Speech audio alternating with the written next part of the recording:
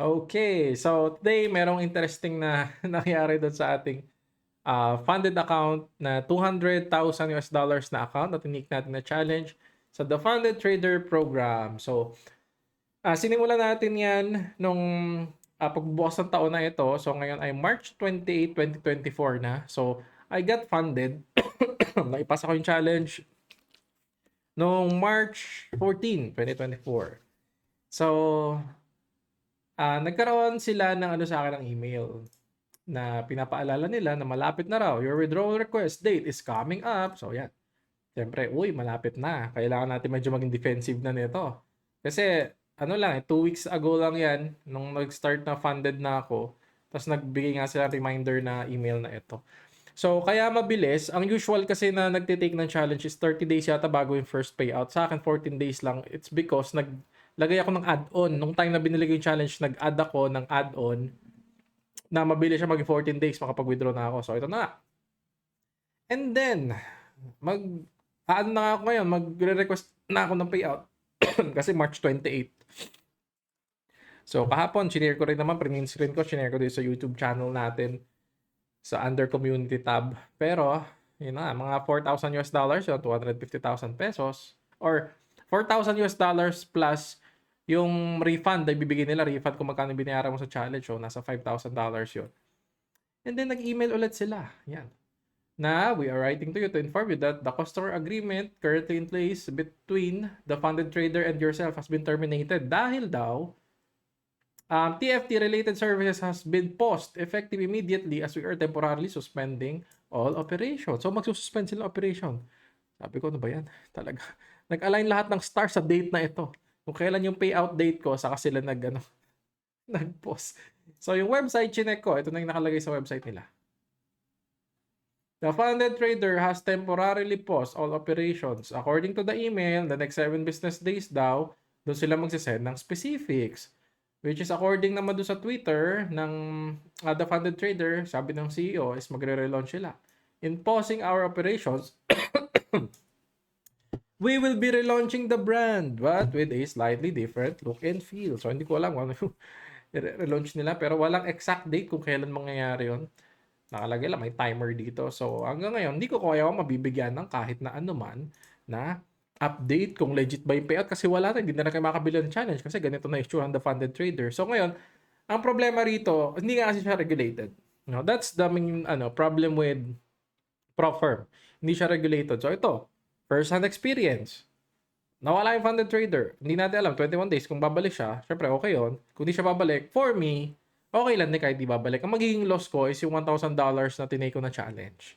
No, pero yung iba kasi, lalo yung ginawang career to, tapos nasa funded trader lang yung funded account. Marami talagang mga galit sa kanila. So, ako naman, I'm trading live account and in the past 30 days, nasa almost more than 1M na siguro ito, yung gain natin on scalping or taking scalps sa swing ng Nasdaq. So, kumbaga kaya natin. Pero still, syempre, malaking halaga yung 250,000 pesos. Kumbaga, 250,000 pesos is still 250,000 pesos. Pero ano ang gagawin natin? Eh, nandito na tayo. Hindi ko naman makokontrol. Alam ka nang pumunta ka sa husgado, saan ka pupunta para habulin to. Diba? Pero I'm just sharing with you na ito yung current na sitwasyon sa funded trader. So, for the challenges na tinitake ko ngayon, itong funded next kasi still nasa drawdown to eh. This is funded next na funded account, 200K funded account. I'm still trying to manage the account para maka-recover tayo dito kasi nasa 3% na lang yung natitira sa akin and mabibreach yung account na to syempre pag tinamaan siya. So, kailangan ko maka-recover muna dito, makakuha ng payout, mag-profit eventually para makakuha ng payout para masabi ko sa inyo na legit to. So, nasa payout na ako funded trader sana pero wala eh. Ganito yung nangyari. So, GG, no? So, ano ang gagawin ko sa mga next na hakbang natin? On prop firm, siguro ang next na possible take natin, FTMO or other prop firm. Pero, I'm not sure kung kailan ko itutuloy ulit yung adventure natin dito, yung journey natin dito sa funded trader na or sa prop firm, no? Pero pinakita ko lang naman sa inyo is yun, same lang naman. Kung paano ka kikita, paano ka papasa. Doesn't matter if you're going to use that on prop firms. Doesn't matter. Kasi pwede mong gamitin eto sa real life account, syempre, lower risk and then a working system na i-adapt mo. Ayun lang talaga. Just for you to survive. Eto, nakita niyo naman, natagal na ng account na to. Hindi man ako tumigil mag-trade dito na ay stop po na yung pag-trade dito. I'm trying to, to find a way para makarecover yung account. So, risk management pa rin. That is the key. Kung it's either tamaan yung stop or yung TP, ganun lang, same thing, over and over again. Proper risk management is going to give you the consistency and protection. So, may mga mishaps talaga. No? Ito, kumbaga sa awa ng Diyos, yung funded trader account naman natin umusad. Ayun nga lang, bigla siya nag-temporary na pause. After 21 days, if makabalik siya, if maka-request ako ng withdrawal, I'm going to share with you the story and experience. Pero ngayon, wala pa akong may share sa inyo. Pero nakita niyo naman siguro sa mga nagdaan kung ano yung mga tinik natin mga challenges. It is up to you if you want to believe or not. Pero kung ano man yung ginawa ko rito na i-share sa inyo, hopefully i-try nyo, aralin nyo kung legit ba, tama ba yung sinasabi ko, and hopefully mag-workout din sa inyo. Alam ko may mga naging funded trader na sa comment section, pero yung mga nasa TFT ngayon, yun. Sama-sama tayo na maghihintay after 21 days kung magtutuloy ba to or what.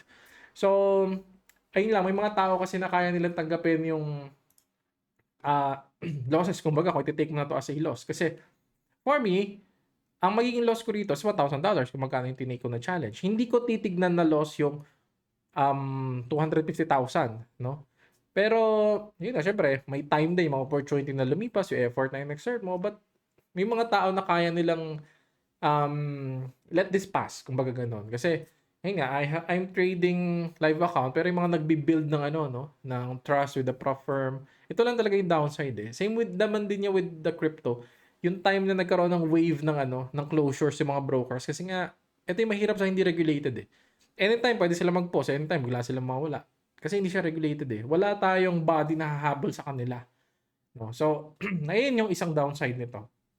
Now, pwede kayong mag-take, again, on bigger prop firms, FTMO. Yan, may tie na talaga na na traditional prop. So, ako yun. And siguro, isa pang announcement is going to be my Ascension class. So, siguro ipopost ko lang din muna yung mga hindi muna ako tatanggap ng students in the next coming weeks or days. At i-re-realign ko lang, re-reassess ko lang kung ano pa yung free time na pwede kong magawa to help others na gusto matuto mula sa akin. Kasi medyo bumibigat talaga yung schedule sa akin ng live trading. No? Kaya re-reassess ko muna and gagawan ko ng module yung ginamit ko dito sa prop firm. So sa mga nagtatanong kung ito bang system ng prop firm na to is ino-offer ko na hindi pa. So re-realign ko muna. Gagawa ako ng module kung ano yung magaan sa akin. I'm not sure kung magiging workshop type or online module siya. Pero ayun siguro kasi medyo nahihirapan ako humanap ng free time and motivation to continue teaching. Actually, gusto ko talaga mag-retire from teaching and social media by 2025. Ito na siguro yung huling mga bagay na i-share ko, yung prof firm na lang maitutulong ko. Pero still, I'm not sure kung ano yung magiging direction. Currently nga kasi, I'm building my family, so I want more time with them. Ayun lang naman yung nagiging hindrance ko ngayon kasi aanin ko pa ba? I'm enjoying trading, kumbaga. Trading gusto ko talaga, pero yung part ng mag-educate pa ako and spend some time to create videos like this, to teach others, medyo parang nawawalan na ako ng ng motivasyon. Siguro hanapin ko muna aking sarili sa mga susunod na araw. At tingnan natin kung ano yung magiging update. Hindi pa naman ito final. Pero I'm going to try my best to help you out and create more content sa mga susunod na panahon pag nakakita ulit tayo ng opportunity. Pero ngayon, ito yung huling update muna siguro for Proform kasi wala eh. Funded trader na to. Sakto-sakto talaga eh. Nag-align no? March 28 eh. So, ayan. Salamat sa inyong lahat guys and enjoy your time with your family. Alam ko bakasyon pa sa Pilipinas din ngayon. So, God bless everyone. Thank you.